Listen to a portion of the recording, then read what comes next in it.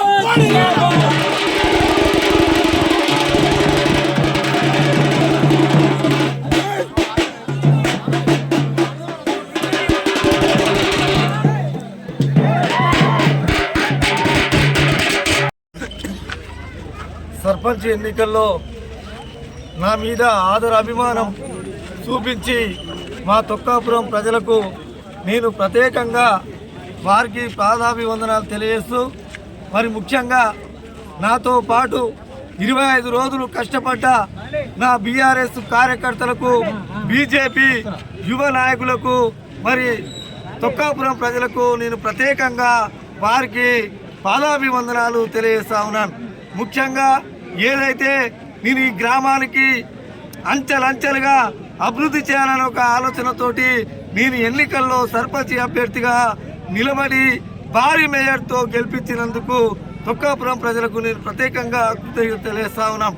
నేను రాబోయే రోజుల్లో తొక్కాపురం సర్పంచ్గా నేను అందరి సహాయ సహకారాలతో, అందరి సూచనల మేరకు ఈ గ్రామ అభివృద్ధిని పాటుపడతానని చెప్పి ఈ సందర్భంగా తెలియజేస్తా ఉన్నాను.